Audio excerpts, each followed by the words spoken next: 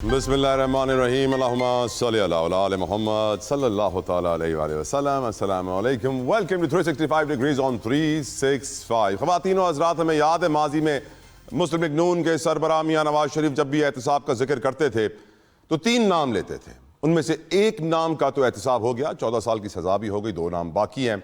और हमने गुज़िश्ता रोज़ देखा भी कि ख्वाजा आसिफ की तरफ से तोपों का रुख अब उस नाम की तरफ कर दिया गया है। उनका नाम है साबिक chief of army staff colonel Javed Bajwa साहब एंड ऑफ कोर्स साबिक chief justice of Pakistan Saqib Nisar साहब। कर्नल जावेद बाजवा साहब के लिए अब कह दिया गया है कि वो भी मुलव्विस हैं और शवाहिद मौजूद हैं। ख्वाजा आसिफ साहब ने बड़े कॉन्फिडेंस से ये बात की है कि आसिम मुनीर साहब की तैनाती को पलटने का मंसूबा था जिसको रोका गया है। यकीनन हम जानते हैं कि बहुत बड़ा एक एलिगेशन है हमारे sitting federal minister for defence की जानिब से, जिसको इग्नोर नहीं किया जा सकता है। एंड आई एम श्योर कि ताकतवर हल्के इसके ऊपर यकीनन कुछ ना कुछ कार्रवाई करेंगे, तहकीकात करेंगे। लेकिन एक बहुत बड़ी बात है, इसको प्रोग्राम में हम डिस्कस करेंगे। हम जानते हैं प्राइम मिनिस्टर इस वक्त तुर्कमेनिस्तान में है, जहां पर उनका 30th एनिवर्सरी थी उनकी आज़ादी की, जब सोवियत यूनियन टूटा था। हम जानते हैं मुल्क बने थे और इस मौके पर बहुत अहम कॉन्फ्रेंस, बड़े बड़े दुनिया के रहनुमा यहाँ मौजूद थे और उन रहनुमाओं के सामने वज़ीर आज़म पाकिस्तान मियां मोहम्मद शहबाज शरीफ ने अफगानिस्तान के ऊपर प्रेशर बिल्ड किया है, मुतालबा किया है कि अफगानिस्तान की सरजमीन से होने वाली दहशतगर्दी को रोका जाए। सब आलमी कुव्वतें मिलकर अफगानिस्तान के ऊपर ये दबाव डालें। हमें याद रखना चाहिए इस कॉन्फ्रेंस के अंदर दुनिया की एक बहुत बड़ी power Russian president Vladimir Putin भी मौजूद थे, तुर्की के रजब तैयब एर्दोगान भी मौजूद थे, वज़ीर आज़म पाकिस्तान की साइट पर उनसे मुलाकातें भी हुई। यकीनन डिप्लोमेसी के मैदान में हम तवक्को कर रहे हैं कि वज़ीर आज़म एक और झंडा गाड़ के आएंगे, एक और कामयाबी हासिल करके आएंगे और आने वाले वक्त में अफगानिस्तान के इशू को ख़त्म होता हुआ देखेंगे। इसके अलावा आज की एक बहुत बड़ी खबर है, IMF की नई 23 शराइत, 23 न्यू शर्तें उन्होंने रख दी हैं, बड़ी मुश्किल है। मैं आपको बताऊं कि एक शर्त है कि पावर सेक्टर के अंदर कोई सब्सिडी नहीं होगी, कोई रिलीफ नहीं होगा। इसके अलावा RLNG के कोई नए मुआहदे नहीं होंगे।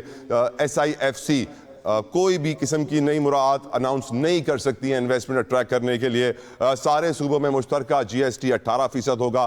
फर्टिलाइजर और पेस्टिसाइड के ऊपर टैक्स बढ़ाया जाएगा। इसका मतलब आप समझ ही गए होंगे कि आने वाले दिनों में हम टमाटर, प्याज, भिंडी, सारी सब्जी, फ्रूट, सब खाने पीने की अजनास को महंगा होते हुए देखेंगे। शुगर मार्केट को फ्री किया जाए, फ्री मार्केट, उसके अंदर कोई हुकूमत की तरफ से सपोर्ट प्राइस ना आए, मार्केट मैकेनिज्म डिमांड सप्लाई के ऊपर प्राइस तय हो। इसी तरह डॉलर के लिए कहा गया कि फ्री मार्केट्स हो, इसको भी कंट्रोल ना किया जाए। हम जानते हैं पुराने दौर में डॉलर रोज ऊपर नीचे होता था, अब तो फिक्स हो गया है। न्यू डेवलपमेंट प्रोजेक्ट्स को रिस्ट्रिक्ट किया जाएगा टू 10% ऑफ PSDP, क्योंकि जो पिछले प्रोजेक्ट्स चल रहे हैं पहले उनको तो भाई मुकम्मल कर लो। वैसे तो हमारे हुक्मरानों को खुद ख्याल आना चाहिए था, लेकिन IMF ने दिलवा दिया, थैंक यू IMF, कि पुराने प्रोजेक्ट्स कर लो फिर नए शुरू करना। मना कर दिया IMF ने कि नए नहीं शुरू कीजिएगा जब तक पिछले 2,500 अरब रुपए के जो कंटिन्यूस प्रोजेक्ट चले आ रहे हैं उनको आप कंप्लीट नहीं करते हैं। यकीनन ये बहुत सारी बातें हैं।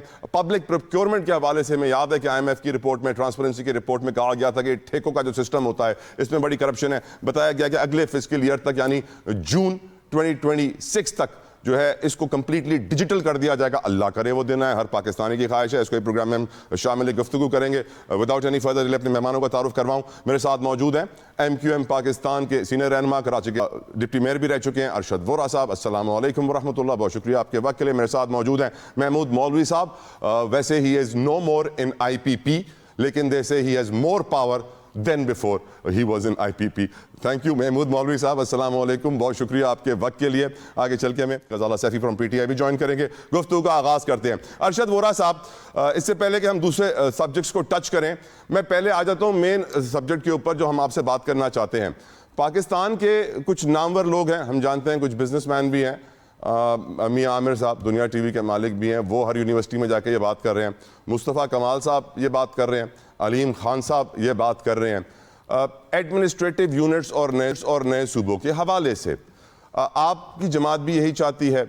मेरा सवाल आपसे ये है सर कि हम बिना किसी कन्फ्रंटेशन के, क्योंकि हम जब पंजाब में नए सूबों की बात करते हैं तो नून लीग को बात अच्छी नहीं लगती, सिंध में आप नए सूबों की बात करेंगे पीपल्स पार्टी को बात अच्छी नहीं लगती। आप कहते हैं ठीक है हम वर्ड चेंज कर दें, एडमिनिस्ट्रेटिव यूनिट्स का वर्ड ले आएंगे, विफाक के जेर एहतमाम दे दें। सारी बातें काफ़ी वक्त से हो रही हैं। Do you think it is the solution Vora साहब, और क्या इसके ऊपर कंसेंसस क्रिएट न हुआ तो क्या डंडे के जोर पे ये काम हो सकता है पाकिस्तान में? अरशद वोरा साहब देखिए, आईएमएफ ने अभी जो डंडा किया और कहा कि पहले 2,500 अरब के जो प्रोजेक्ट्स है पहले उसको तो कंप्लीट करो, नए प्रोजेक्ट्स आप अनाउंस कर देते हो और पिछले प्रोजेक्ट्स जो है वो इनकम्प्लीट होते हैं। ये हमारे यहाँ ट्रेडिशनली ये रहा है कि पिछली गवर्नमेंट के प्रोजेक्ट्स को, खासतौर पर मैं K4 की मिसाल दे रहा हूँ कि पता नहीं कितने सालों से चला आ रहा है। खैर, तो ये तो बहुत अच्छा हुआ। इसी तरीके से मैं समझता हूँ कि एक और आईएमएफ आएगा और वो आईएमएफ जो है उसी की जरूरत है कि वो पाकिस्तान में डिफरेंट मैनेजमेंट के लिए प्रोविंसेस डेवलप किए जाएं। देखिए, मैनेज नहीं होता। मतलब आप पंजाब को देख लें, पंजाब में जो है वो इतना बड़ा प्रोविंस है कि एक प्रोविंस अगर जो है वो अपनी एक पॉलिटिकल पार्टी वहां से मेजॉरिटी सीट्स ले ले तो फिर 3 प्रोविंसेस मिलके भी उसके अगेंस्ट जो है वो गवर्नमेंट नहीं बना सकते। तो ये एक सबसे बड़ा अलमिया है। दूसरा, अब सिंध की मिसाल ले लें कि चीफ मिनिस्टर जो है वो बेचारा कराची के गटर के ढक्कन देखेगा, या वो जो है कश्मीर में कुत्ते के कांटे के इंजेक्शन ना होंगे अस्पताल में तो वो देखेगा। तो there are issues, management issues सबसे बड़े हैं, गवर्नेंस के इश्यूज हैं, पॉपुलेशन के इश्यूज हैं। दुनिया में ये मिसालें कई जगह मिलती हैं कि प्रोविंसेस को, जितने मुल्क में, स्विट्जरलैंड जैसे मुल्क में 26, छोटा सा मुल्क है, कराची शहर से छोटा मुल्क है, उसमें 26 प्रोविंसेस हैं। तो देखें, it's because of the management purposes. आपको नेशनल यूनिटी चाहिए, आपने नेशनल यूनिटी को आपने 4 हिस्सों में डिवाइड कर दिया है इथनिसिटी की बेस पर। इसे खत्म होना चाहिए। आप एक ही इथनिसिटी के 4 अगर यूनिट कर देंगे तो वो चारों भाइयों की तरह ही रहेंगे, उनके अंदर नेशनल स्पिरिट होगी, वो फिर जो है एथनिसिटी खत्म हो जाएगी। यहाँ पर आज unfortunately what we are doing is, यहाँ पर कोई सिंधी है, कोई पंजाबी है, कोई बलोच है, कोई पठान है, पाकिस्तानी कोई नहीं है। आज हमें पाकिस्तानी बनने की जरूरत है। बहुत अच्छी बात की है। लेकिन वोरा साहब, जिस मुल्क के अंदर स्टेटस को या सिस्टम अपनी ताकत बरकरार रखने के लिए आबादी सही नहीं गिनता कि एमपी एमएनए की सीटें बढ़ जाएंगी और सियासी मोनोपोली खत्म हो जाएगी, वहां आप ये एक्सपेक्ट कर रहे हैं कि बेटर मैनेजमेंट और गवर्नेंस के लिए नए एडमिनिस्ट्रेटिव ब्लॉक्स या यूनिट्स बनाए जाएंगे। Why are you expecting this sir? देखें, आपने जो बात की, आपने कराची की मिसाल दी है कि कराची की आबादी 4 करोड़ है और 2 करोड़ गिना जाता है। तो यही तो चीज है। आप देखो, आप चाहते ही नहीं हो कि कराची के लोग जो है कराची तरक्की करे। मैं नहीं समझता कि पूरे पाकिस्तान में आज तक कराची के लिए किसी ने आवाज उठाई है। कराची की 60% आबादी जो है वो उर्दू स्पीकिंग आबादी है। कराची की अगर हिस्टोरिकली देखें तो डेवलपमेंट जो है वो हमेशा उर्दू स्पीकिंग जो लोगों के दौर में हुई है। आप कहते हैं कि कराची जो है वो सिंध का हिस्सा था। भाई, मैं कहता हूं कराची सिंध का हिस्सा है। कराची को सिंध का हिस्सा बने हुए 1970 में तो कराची सिंध का हिस्सा बना। उससे पहले तो कराची जो है तकरीबन 26 साल जो है वो फेडरल कैपिटल था या वेस्ट पाकिस्तान था। उससे पहले 104 साल जो है वो बॉम्बे प्रेसिडेंसी में था। तो कराची तो सिंध का हिस्सा जो है 1970 के बाद बना है। तो कराची मतलब सिंध एक्चुअली जो है ना, it's the matter of finance, it's the matter of revenue. कोई नहीं चाहता कि कराची का रेवेन्यू जो है वो, क्योंकि लूट मार है ना, या तो फिर इस रेवेन्यू को आपने सही जो है जस्टिफिकली जो है आपने उसको खर्च किया होता। आज यहाँ पर जो है गटर के ढक्कनों ना होने की वजह से बच्चे डूबकर ना मर रहे होते। आज यहाँ का इंफ्रास्ट्रक्चर बेहतरीन होता। आज यहाँ के लोगों को पीने का साफ पानी मिल रहा होता। आज यहाँ शहर में कचरा ना दिखाई दे रहा होता। तो आपने कौन सी ऐसी चीज यहाँ पे, जो जिन अस्पतालों की बात करते हैं, अस्पतालों को प्राइवेट फिलैंथ्रोपिस्ट लोगों ने बनाया हुआ है। ये कोई अस्पताल सिंध गवर्नमेंट ने नहीं बनाया है। ये मुझे सिर्फ इतना बता दें, देखें 2024 के इलेक्शन से पहले सिंध गवर्नमेंट जो है वो बसें लेकर आई थी, कोई 100 या 200 बसें लेकर आई थी। That was not the big buses, वो छोटी बसें थी। ठीक है, आज उसमें से एक बस मुझे दिखा दें शहर में चलती हो। इलेक्शन से 3 महीने पहले वो बसें आई थी, वो कहाँ गई? 200 बसें इलेक्शन से 3-4 माह पहले 200 बसें आई थी। एक बस कराची शहर में नहीं है। कहाँ है वो बसें? इसका हिसाब दे दें। ये वो जो मिनी बसेस टाइप की थी। तो दीज आर द एस्पेक्ट्स। ये सिंसियरिटी ही नहीं है। जब आपकी सिंसियरिटी जो है वो हुकूमत के साथ, हुकूमत को चलाने की नहीं होगी, आपकी सिंसियरिटी ही टू सर्व द पीपल नहीं होगी, आप जो है आपने करप्शन की इंतहा कर दी होगी, तो फिर आप किस तरीके से लोगों को खुश रख सकेंगे। बिल्कुल आप ठीक। कराची के लोगों को तो छोड़ें, आप तो जो है कश्मीर के लोगों को, सांगड़ के लोगों को, नवाबशाह के लोगों को, मीरपुर खास के लोगों को, आप किसी को खुश नहीं। कौन है आज जो ये कह सकता है कि हम इस हुकूमत से पिछले 18 साल से खुश हैं? ठीक ये ठीक मुझे बताओ। ठीक ठीक। मौलवी साहब, आपकी साबिका जमात IPP के अलीम खान साहब ये बात कर रहे हैं, MQM पाकिस्तान ये बात कर रही है, और मियां आमिर साहब ये बात कर रहे हैं, और एक कैंपेन के तहत वो इसको लेकर चल रहे हैं आगे। आप क्योंकि माशाल्लाह से हर ताकतवर हल्के के करीब रहे हैं और आपके बड़े कॉन्टैक्ट्स हैं, हर कोई जानता है, ये मखसूस लोग या ये कुछ जमातें ही इस बात का मुतालबा क्यों कर रही हैं आपकी नज़र में? सारे लोग क्यों नहीं कर रहे हैं? अगर मिसमैनेजमेंट और बैड गवर्नेंस उरूज पे है तो सबको करना चाहिए। Your answer sir. ये तो जो है ना, ये यूनिट्स तो बनेंगे ही बनेंगे, इसमें कोई दो राय नहीं है। आप ये नोट कर लें। मेरे भाई वोरा साहब जरा दबे अल्फाज में घुमा फिरा के कह रहे थे, मैं आपको बड़ा क्लियर कह रहा हूं कि ये यूनिट्स जो हैं बनेंगे ही बनेंगे। अब आप कह रहे हैं कि देखिए जी, इसकी वजह ये है कि देख, मैनेजमेंट के बहुत इश्यूज हैं, और मैं ये कहूंगा कि सिंध के अंदर इवन लोअर सिंध और अपर सिंध जिसको हम कहते हैं, ठीक है ना, तो लोअर सिंध के लोग भी परेशान हैं। उसकी वजह है कि हर दौर में अपर सिंध के लोगों को जो है चीफ मिनिस्ट्री और ये वगैरह मिलती है, तो लोअर सिंध वाले कह रहे हैं कि भाई हमारे को भी जो है बहुत सारे इश्यूज हैं। एक चीज देखें, ये जो हम कह रहे हैं कि ये तफरीक है और क्यों बनेगा और जो है ये होना नहीं चाहिए, जो लोग कह रहे हैं, इशू कहाँ है? मैं कह रहा हूँ इतने वेटिंग में आपके पास, पीपल्स पार्टी के पास वेटिंग में जो 2 या 3 तो है ना इस वक्त चीफ मिनिस्टर ऑन वेटिंग, जो इस वक्त काफी एक्टिव है, आपको भी पता है, मुझे नाम लेने की जरूरत नहीं है, उन बन रहे हैं, तो एक किसी और को भी चांस मिल जाए।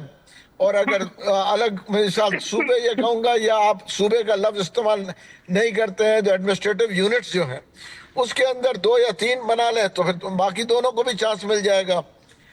मेन इशू ये है कि देखें, इतनी बड़ी आबादी है, जैसे वोरा साहब कह रहे हैं, ये संभल नहीं रहा है, और इशू पे इशू है। हमें आवाम को रिलीफ देना है या ईगो इशू उठाना है? और अगर हमें आवाम को रिलीफ देना है तो ईगो नहीं होना चाहिए। देखें, कोई सिंध का ना जो है उसको हटा, किसी सिंध से किसी से ले रहा है ना कुछ। आप मुझे बताएं कि हर एरिया जो है, हम उसका नाम जो है बिल्कुल सिंध नॉर्थ, सिंध साउथ कर लें।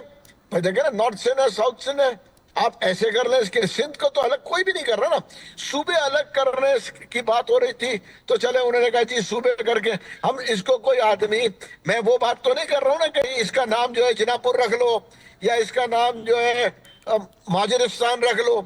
बिल्कुल सिंध सिंध रहेगा।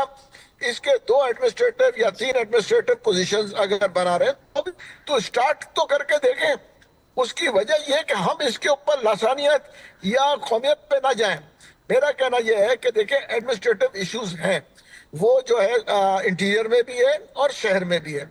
शहर में इसलिए ज्यादा है कि 4 करोड़ की आबादी है, और जब एक हुक्मरान वक्त ने ये डिसाइड कर लिया है कि एडमिनिस्ट्रेटिव जो है ये बनने हैं, तो मैं कहूंगा बनने हैं, ठीक है ना। उसकी वजह ये है कि बाय हुक और बाय क्रुक, बाय हुक और बाय क्रुक सर। बिल्कुल, मैं बिल्कुल वाजे कर रहा हूं, हुक और बाय क्रुक की एडमिनिस्ट्रेटिव यूनिट्स बनेंगे। बिल्कुल ठीक, ये आपने ओपनली बता दिया है कि अब फैसला हो चुका है एडमिनिस्ट्रेटिव यूनिट का। PTI की रहनुमा गजाला सैफी साहिबा, आपके वक्त के लिए बेहद मशकूर, सबर के लिए भी शुक्रिया। गजाला साहिबा, आपकी नज़र में ये बात की जा रही है, क्या इसकी टाइमिंग दुरुस्त है? क्या ये सही वक्त है ये फैसला करने का?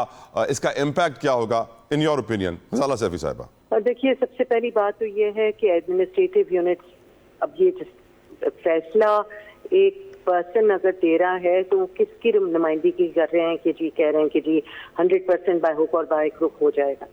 एडमिनिस्ट्रेशन का तो फुकदान है, मगर असल बात यह है कि NSC अवार्ड्स को जो डिस्ट्रीब्यूशन बुरे तरीके से किया जा रहा है, जिसमें पंजाब को भरा जा रहा है और सिंध को जो कि सबसे ज्यादा रेवेन्यू कराची यहाँ से भेजता है, उसके बावजूद कराची को एक सौतेले किसी रिश्तेदार, मैं तो बच्चा भी नहीं कहूंगी, किसी दूर के सौतेले रिश्तेदार की तरह ट्रीट किया जा रहा है। वो जहाँ पे आपके सारी इंटेलिजेंस लोग रहते हैं, जो जायदादों की वजह से अमीर नहीं हैं, जो अपनी इंटेलेक्ट की वजह से पैसे वाले हैं, जिनके बिजनेसेस ने पाकिस्तान को फ्लरिश किया है। पाकिस्तान जहाँ पे 2 इंडस्ट्रीज भी मुश्किल से थी, यहाँ पे सारी इंडस्ट्रीज सेटअप की हैं आके कराची वालों ने। आप ये कराची के साथ, सिंध के साथ, बलूचिस्तान के साथ, केपी के साथ, सबके साथ नाजायज रवैया रखने के बाद आप ये समझ रहे हैं कि सारे सूबों को निचोड़ के एक पंजाब बन जाएगा। तो क्या पंजाब असल पाकिस्तान है? क्या एडमिनिस्ट्रेटिव सर्कल्स जो डिवाइड हो रहे हैं एडमिनिस्ट्रेटिवली, मुख्तलिफ सूबे बनने की तैयारी हो रही है, तो यहाँ पे तो पंजाब हुकूमत को बहुत तकलीफ होती है अगर वो गजाला साहब ये बात भी हो रही है कि चारों सूबों के जो प्रोविंशियल कैपिटल्स हैं उनको विफाक के हवाले कर दिया जाएगा ताकि विफाक के पास कुछ कैश इनफ्लो भी बढ़ जाए। परेशान कर रहे हैं आवाम को। 2 दफा ऐसे हमारे जवानों को नीचे कर दिया गया है। जहाँ पे 70% आबादी हो जवानों की जिस मुल्क के अंदर, वो तरक्की की राह पे इतना नीचे चला जाए ऐसा मुमकिन नहीं है। जहाँ पे IMF हमें टोटल कंट्रोल पे ले आए, जहाँ पे कल हमें प्याज टमाटर खरीदने में भी हमें मुसीबत का सामना करना पड़ेगा, लोग भूखे मरेंगे, मेहनत कर करके थकेंगे और कुछ नहीं पा सकेंगे। ये पूरा का पूरा फ्लॉप निज़ाम जो है ये ढेर होने वाला है। और मैं इसको 100% यही कहूंगी कि फ्लॉप निज़ाम को चलाने की जो भी तरकीब की जाएगी वो फ्लॉप होगी। अगर आपने अवाम के मैंडेट को अवाम के नुमाइंदों तक नहीं पहुंचने दिया, अगर आपने अवाम की आवाज़ को उसके ऊपर टेप लगा दिया और उनकी आवाज़ निकलने नहीं दी, अगर आपने अवाम को कुछ समझा ही नहीं और जमहूरियत की बात की, अगर पाकिस्तान के ऊपर अवाम की हुकूमत नहीं है और झूठ बोला जा रहा है कि अवाम की हुकूमत है। एक ऐसे मुल्क में जहां पर बेरोजगारी 21 साल की बुलंद तरीन सतह पे हो और हमारे वफाकी वजीर एहसन इकबाल साहब कहें कि ये बेरोजगारी IMF की वजह से है, एक ऐसे मुल्क में जहां पर गुर्बत के दो कहते ना कि गुर्बत की लकीर के नीचे आधी आबादी हो, 12-13 करोड़ 2 वक्त की रोटी से महरूम हो, एक ऐसे मुल्क में जहां पर बड़ी तादाद में नौजवान मुल्क छोड़ के बाहर जा रहे हो, उसी मुल्क के अंदर IMF की नई 23 शराइत अब मान ली गई हैं और उस पर अमल दरामद किया जाएगा। उन शराइत के मुताबिक अब पावर सेक्टर में कोई सब्सिडी नहीं होगी, RLNG के नए मंसूबे नहीं होंगे, SIFC कोई मुराद नहीं देगा, सारे प्रोविंसेस यकसा सेल्स टैक्स जमा करेंगे, फर्टिलाइजर पे, पेस्टिसाइड पे टैक्स बढ़ेगा। अंदाजा कीजिए पहले अशया खुरोश की कीमतें कहां पहुंची हुई हैं। शुगर को फ्री मार्केट दी जाएगी, उसके अंदर मनूवरिंग नहीं होगी। शुगर के बारे में IMF की रिपोर्ट में भी था, बहुत दफा कह चुके हैं, कितने शुगर स्कैंडल्स हम बचपन से देख चुके हैं। डॉलर को फ्री किया जाएगा, पहले डॉलर ऊपर नीचे होता था, अब डॉलर मुंजमद हो गया है, तो IMF ने यह भी कहा डॉलर को फ्री कीजिए, डेवलपमेंट प्रोजेक्ट्स नए मत शुरू कीजिएगा जब तक पुराने 2500 अरब के प्रोजेक्ट्स कंप्लीट ना कर लें। ये सारी शराइत सुनने के बाद तो बस कुछ है, और भी हैं बहुत सारी। क्या इंपैक्ट आएगा हमारे ऊपर, यकीनन सोचने की जरूरत है। और IMF की कुछ दिनों पहले की रिपोर्ट में यह कहा था कि जून 2026 तक महंगाई बढ़ेगी और बढ़ेगी। इमेजिन। गुफ्तगू का आगाज में कहा इस दफा अरशद वोरा साहब आपसे ही, IMF की ये नई शर्तें बता रही हैं कि आने वाला वक्त बड़ा मुश्किल होगा। आप क्या कहते हैं हुजूर? देखें, जो हमने 3 साल पहले प्रोग्राम दिया है, 2 साल पहले जो प्रोग्राम दिया है फाइनेंस मिनिस्ट्री ने, और उस प्रोग्राम में पिछले साल भी फेलियर रहा है और इस साल भी फेलियर नजर आ रहा है। तकरीबन 1 ट्रिलियन के जो है वो आपके जो रेवेन्यू कलेक्ट होना है वो 1 ट्रिलियन का शॉर्टफॉल है, और इस साल भी तकरीबन यही नजर आ रहा है, शायद इससे ज्यादा हो जाएगा, कम नहीं होगा। तो इसका मतलब ये हुआ कि फाइनेंस मिनिस्ट्री जिस तरीके से प्लान कर रही है, कहीं ना कहीं कोई फ्लॉ है उसमें। और फिर जब बात होती है, आप देखें हमने हमेशा क्या किया, हमने हमेशा इंडस्ट्री जो है, हमने ये समझाया कि इंडस्ट्री जो है टेक्सटाइल की एक्सपोर्ट हमारी जो है 5%, 4%, 6%, textile is your basic economy, 65% आपकी जो एक्सपोर्ट्स है वो टेक्सटाइल्स है। अब आपके वो जो 100 यूनिट्स हैं वो बेहतर चल रहे हैं या 50 यूनिट्स बेहतर चल रहे हैं, वो एक्सपोर्ट कर रहे हैं, उनकी 5-7% एक्सपोर्ट बढ़ जाती है, तो आप ये समझते हो कि आपने तीर मार लिया। आपको यही नहीं पता कि यही आपका पिछले 50 साल से जो है ब्लंडर है कि आप उन 100 मिलों को चलाने की बात करते हो, और जो 750 मिलें पूरे पाकिस्तान में एवरेज हैं, छोटी मिलें हैं, दरमियानी मिलें हैं, वो कभी 3 महीने चलती है, 2 महीने बंद होती है, कभी जो है वो मिल बिक जाती है, कोई दूसरा खरीद के चलाने की कोशिश करता है। आपने उन 750 मिलों को आज तक चलाने की कोशिश नहीं की, आप सिर्फ और सिर्फ कंसंट्रेट करते हो वो 100 और सिलेक्टेड टेक्सटाइल मिल्स पे।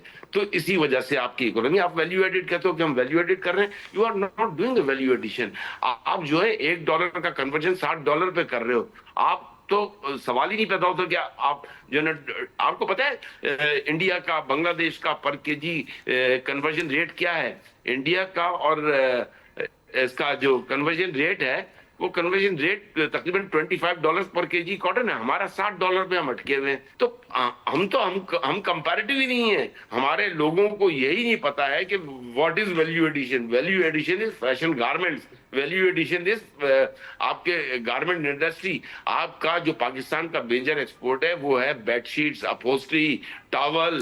अब जाके जो है डेनिम आया, लेकिन उसका कंट्रीब्यूशन जो है वो बहुत कम है। निटवेयर्स के गारमेंट्स आप आए हैं, उसका कंट्रीब्यूशन बहुत कम है। हम जो है जो असल डायरेक्शन में हमने जाना है, हम उस डायरेक्शन में जाने के बजाय हम उन मिलों को 750-800 मिलें जितनी भी है छोटी इंडस्ट्री को, उसको बर्बाद कर रहे हैं। दूसरी तरफ हम कहते हैं कि हमें डाइवर्सिफिकेशन पे जाना है। ओके, डाइवर्सिफिकेशन पे पिछले 10 साल से मैं सुन रहा हूँ कि हम डाइवर्सिफिकेशन पे जाएंगे, आईटी में जाएंगे, एआई में जाएंगे। आप 1 बिलियन से 2 बिलियन कर लोगे। अभी तक तो आपने बहुत तीर माला 5 बिलियन कर लोगे, जो कि नजर नहीं आ रहा अगले कई सालों में। तो भाई, जिससे आप 12 बिलियन 16 बिलियन कमा रहे हो, उसको $30 बिलियन करने की कोशिश करें ना, तब जाके कहीं इकोनॉमी सुधरेगी। और जब तक आपकी एक्सपोर्ट नहीं बढ़ेंगी, ये आपका टैक्स कलेक्शन और ये सारे फिगर जो है ना आपके मिसमैच होते रहेंगे, कभी मैच नहीं हो पाएंगे। महमूद मौलवी साहब, आपकी नजर में IMF की 23 नई शराइत के क्या असरात मुरत्तब होंगे? देखिए, IMF की जो नई शराइत है, इसमें कोई अजूबी बात नहीं है। देखिए, वो जो कर रहे हैं, मेरे ख्याल से वो रियलिस्टिक बातें कर रहे हैं। और इसमें कहाँ बात है कि अगर जो टैक्सेस को जो है लोग देखें, टैक्सेस दे नहीं रहे हैं।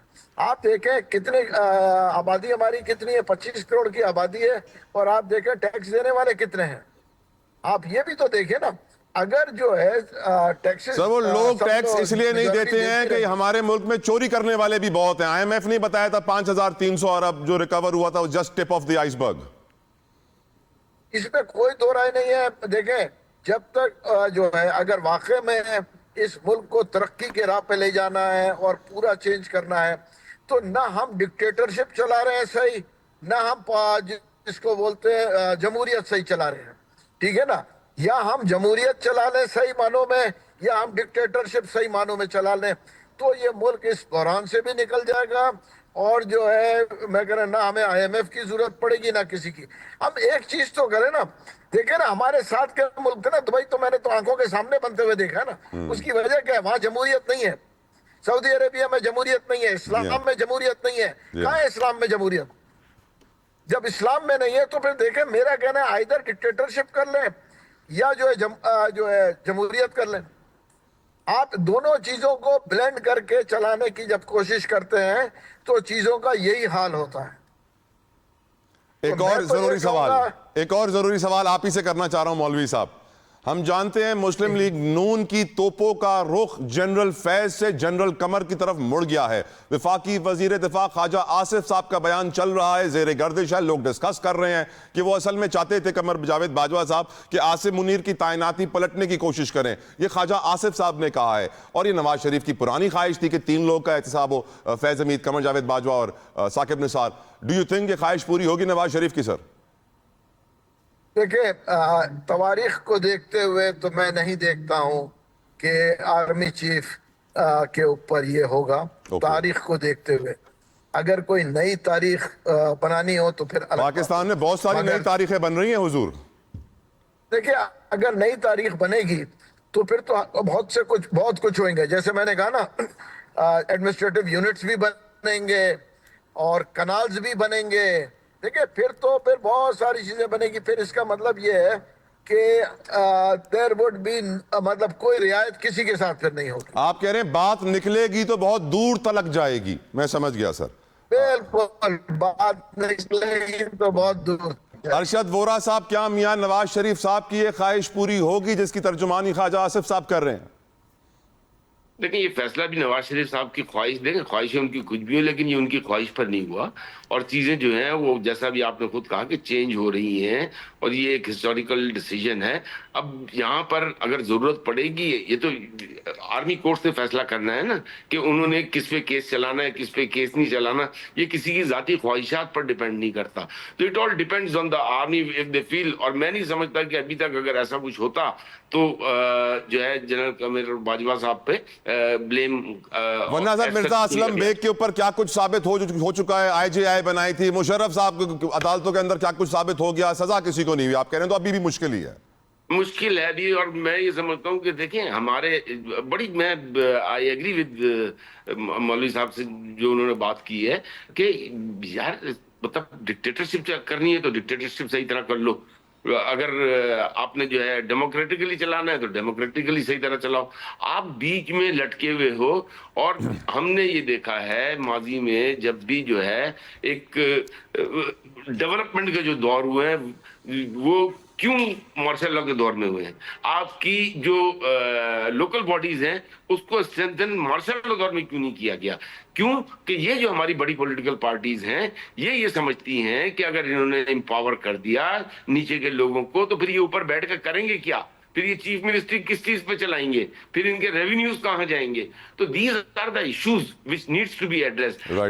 हम देखें, मैं वही बात आ जाती है फिर प्रोविंसेस की। और ये बिल्कुल प्रोविंसेस बनने चाहिए, इसको चाहे एडमिनिस्ट्रेटिव यूनिट के बनने चाहिए। इस एथनिसिटी से निकलना होगा। इस मुल्क को जो सबसे बड़ा नुकसान पहुंचा है वो एथनिसिटी की वजह से पहुंचा है। बिल्कुल ठीक सर, इससे निकलना होगा और हमें नेशनलिस्ट बनना होगा। थैंक यू अरशद वोरा साहब, थैंक यू महमूद मौलवी साहब। अभी IMF की नई 23 कड़ी शराइत पे अमल दरामद होना बाकी है, लेकिन पहले ही हम देख रहे हैं कि कीमतें बढ़ना शुरू हो गई हैं। कीमतों को डिस्कस करना यहां बहुत जरूरी है। मेरे साथ मौजूद हैं अब्दुल रऊफ इब्राहिम साहब जो कि चेयरमैन है कराची होलसेल ग्रोसर्स एसोसिएशन के। रऊफ भाई बहुत शुक्रिया आपके वक्त के लिए। मुझे यह बताइए कि अभी तक तो नए टैक्स लगे नहीं है, अभी तक तो पेस्टिसाइड हर्बिसाइड पे टैक्स रेट बढ़ा नहीं है, अभी तक तो बिजली के रेट बढ़े नहीं है, गैस के रेट बढ़े नहीं है, जो बढ़ने हैं इन शर्तों के बाद, IMF की नई शराइत के बाद। और आप ये इतला दे रहे हैं कि ऑलरेडी चावल की कीमतों को पर लग गए हैं क्योंकि एक्सपोर्ट हो रहा है, क्योंकि अमेरिका ने टैरिफ लगा दिया इंडिया के ऊपर। क्या मुस्तकबिल होगा महंगाई का? गरीब आदमी कहां जाएगा? रऊफ भाई देखें, जो बासमती की आप बात कर रहे हैं कि बासमती का हमारा जो क्रॉप होता है 35 लाख टन का, 27 लाख टन हमारा लोकल इस्तेमाल होता है और 7 लाख टन हमारा एक्सपोर्ट होता है। अब ये एक्सपोर्ट के जो मराइल आ रहे हैं, मैं आपसे ये ज़रूरी बात करना चाह रहा हूँ इस टीवी के तवज्जुद से कि देखें राइस एक्सपोर्ट एसोसिएशन बनी हुई है। आप ये देख लें कि उस पर यानी गवर्नमेंट ने कोई मिनिमम प्राइस नहीं रखी चावल की, और यही अंडर इनवाइस का एक वो बनता है। जाहिर सी बात है अंडर इनवाइस होती है। ये तमाम हमारे मेंबर जो राइस एक्सपोर्ट एसोसिएशन में रजिस्टर हैं वो ये काम नहीं करते। जब आपने मिनिमम प्राइस ही नहीं रखा तो अंडर इनवाइस होगी, तो गवर्नमेंट खजाने को नुकसान पहुंच रहा है। और आप ये देखें कि अफगान बॉर्डर बंद है तो ईरान से चावल जा रहा है, और आप देखेंगे कि बासमती जो हमारा बेसिक आइटम है 1121, 1509, और ये एक्सपोर्ट के आइटम के लिए भी हमारी कीमतें अब नहीं बढ़ेंगी क्योंकि इंडिया कम रेट पे बेच रहा है। और दूसरी मैं आपको बात कहूँ कि ERE6 का क्रॉप होता है 97 लाख टन का, जो ERE6 नॉन बासमती होता है सब, उसका भी आप देखें कि ये बुरा आलम ये हो गया है कि हमारा एक्सपोर्ट ही नहीं हो रहा। वजह ये है कि हमारा एक्सपोर्ट अगर जब आप नॉन बासमती में जाएंगे तो रेमिडेंस जो आता है वो तकरीबन 4 अरब तक पहुंचा था, लेकिन इस साल तकरीबन 2.5 अरब तक पहुंचेगा। और ये यानी आप ज़र मुबादला पे ये एक बहुत बड़ी मुश्किल आएगी। और आने वाले दिन अगर इसकी minimum price government of Pakistan तय करेगी तो इसका ज़र मुबादला भी पाकिस्तान आएगा। ये अंडर इनवाइस से ये नुकसानात हो रहे हैं। ठीक, गंदुम पे आइए। गंदुम के रेट बढ़ रहे थे, पंजाब में बढ़ना शुरू हो गए फी मन के रेट। चीनी के लिए IMF ने बोला है फ्री मार्केट कर दीजिए, इसको कंट्रोल ना कीजिए, कोई सपोर्ट प्राइस ना दीजिए। इन दोनों प्रोडक्ट्स के बारे में बताइए सर। मैं आपसे ये कहूँगा कि देखें, डीरेगुलेट करने से कोई फ़ायदा हुआ है किसी को? आप जो हुकूमत की पॉलिसी थी, डीरेगुलेट किया गंदुम को। जब गंदुम को आप बेसिक होता है आइटम कि 2 वक्त की रोटी खा ले, 50 रुपये 52 रुपये की गंदुम काश्तकारों से किसानों से ले ली गई, और चंद ज़ख़ीरा अंदोज़ों ने ज़ख़ीरा भी किया, फीड मिल में भी गई, और इसका ये आलम हुआ कि अगस्त से 100 रुपये है और आज 106 रुपये पहुँच चुकी है। और मैं आपसे यही कहूँगा, ये फूड सिक्योरिटी का क्यों ख्याल नहीं किया गया? फूड सिक्योरिटी का ख्याल नहीं करेंगे तो कोई भी नागानी आफत आती है, मुश्किल आती है, तो पाकिस्तान के पास कुछ नहीं होगा। फूड सिक्योरिटी का ख्याल लाजमी है। और आप ये गरीबों को ही मारा ना, किसको मरा? किसान मरे और एंड ऑफ कंज्यूमर। आप आटे का रेट देख लें कि 150 रुपये किलो फाइन आटा बिक रहा है और चक्की का आटा 160 बिक रहा है रिटेल में, आप ये होलसेल में 120 बिक रहा है। अब ये अंजाम क्या होगा? और मैं आपको चीनी के बारे में भी कह दूं कि डीरेगुलेट कर रहे हैं हम। देखें, किसानों को 400 रुपये मन में गन्ना लिया जा रहा है, 10 रुपये किलो बनता है। आप इसका हिसाब कर लें, मन का मतलब 40 किलो, आप 10 रुपये किलो। इसमें मोलासिस, बगास और शीरा और गन्ने का छिलका सभी इस्तेमाल होता है, डबल रेट में बिकता है। मुझे आप बताएं कि इसकी कॉस्टिंग जो बहुत ज़्यादा टैक्सेस मिला के 80 रुपये बनती है, ये आपके टीवी में बोल रहा हूँ, 80 रुपये बनती है। और आप यकीनन जो आप करेक्शन देख रहे हैं कि 200 रुपये किलो चीनी थी, आज 150 रुपये पहुँच चुकी है। और आइंदा वाले दिन ये 100 रुपये किलो रिटेल में बिकेगी इंशाल्लाह। और हमारे ये खदशात भी हैं कि चीनी सस्ती होगी और आटा महंगा होगा। ये भी लम्हा फिक्रिया देखना आप। हमें अपनी गवर्नमेंट पॉलिसियों को चेंज करना पड़ेगा, ये रेगुलेट पॉलिसी अपनानी पड़ेगी, वरना काश्तकार किसान कभी ज़राअत नहीं फरोग होगी। रऊफ भाई, एक बात तो वाज़ेह है कि हमारे मुल्क में जो कम से कम उजरत है ना 40,000 रुपये, उसमें किसी के घर की ग्रोसरीज नहीं हो पाती हैं, बिजली का बिल, किराया, कैसे लोग जिंदा रहते होंगे गरीब लोग? हैरत की बात है। मुझे ये बताया गया है कि पेस्टिसाइड, हर्बिसाइड, आपका यूरिया, आपका DAP, जो पहले हमारे मुल्क में ब्लैक में बिकता था ऑफिशियल रेट से 2-4 हज़ार रुपये ऊपर, अब उसके ऊपर मजीद टैक्स लगाया जाएगा, तो फिर तो फूड प्राइसेस बढ़ेगी, इन्फ्लेशन बढ़ेगी, गुर्बत बढ़ेगी, बेरोजगारी बढ़ेगी, आपके इन्वेस्टर क्लाइमेट जाएगा। फ्यूचर तो मुझे यही लग रहा है। आपकी नज़र में इम्पैक्ट इसका? देखें, ये टैक्सेस की जो भरमार करने जा रहे हैं, मिनी बजट आ रहा है, ये मिनी बजट आ गया है, आ गया। तो टैक्सेस आप लगाएंगे तो आप ये बताएं कि सैलरी क्या बढ़ रही है लोगों की? नहीं। 25,000 30,000 में क्या रोटी खाएगा, क्या बच्चों की स्कूल फी भरेगा, क्या इलेक्ट्रिसिटी भरेगा और क्या पहनेगा? खुदारा इस मुल्क पे रहम करें। बेरोजगारी का ये आलम है कि 40% तक बेरोजगार हैं। और आप ये देखें कि ग्रोसरी वाला अपनी भूख के मारे तड़प रहा है। घरों में जाएं उन लोगों के कि हम लोग क्या करना चाह रहे हैं। पाकिस्तान की सोच लाएं। जब आपको ये दिख रहा है कि पाकिस्तान की सोच हम नहीं लाएंगे, चाहे हमारे यानी प्राइवेट सेक्टर हो या गवर्नमेंट सेक्टर हो, उनकी तनख्वाहें बढ़नी चाहिए। चाहे प्राइवेट सेक्टर को भी सोचना चाहिए कि अपनी सैलरियाँ बढ़ाएं लोगों की। यहाँ तो देखिए टेक्सटाइल बंद हो रही हैं, हज़ारों मजदूर बेरोजगार हो रहे हैं, 50% के टैक्सेस लग चुके हैं, तो कौन टेक्सटाइल मिले लगाएगा, कौन मिले लगाएगा? ये हमारा जो ज़ख़ीरा अंदोज़ तबका और एलीट क्लास तबका ये कैप्चर करता है फसलों को। आप देखें गंदम की फसल कहाँ गई, ये कैप्चर हुई। अब जाहिर सी बात है 50 रुपए के 100 रुपए, कभी 1 अरब पे 1 अरब नफा होता है कहीं? ये पाकिस्तान की तारीख है। और ये डीरेगुलेट करने से इतने नुकसानात हुए कि आप फूड सिक्योरिटी का भी ख्याल नहीं कर रहे। आप चीनी में भी अगर इसके लिए इकदाम बर वक्त अभी उठा लेंगे तो फिर रोना भी नहीं होगा। इस पे सेल टैक्स नंबर हो, इनकम टैक्स नंबर हो और ट्रेस एंड ट्रैकिंग सिस्टम हो और डीलरशिप नंबर हो, जब जाके ज़ख़ीरा अंदोज़ी की हौसला शिकनी होगी। Chairman Karachi wholesale grocers association Abdul Rauf Ibrahim साहब, thank you so very much for your precious time. जज़ाकल्लाह खैर। इसके साथ ये प्रोग्राम होता है। अपना फीडबैक सोशल मीडिया पे दीजिएगा। अपना ख्याल रखिएगा। अंटिल मंडे, टेक केयर, अल्लाह हाफ़िज़।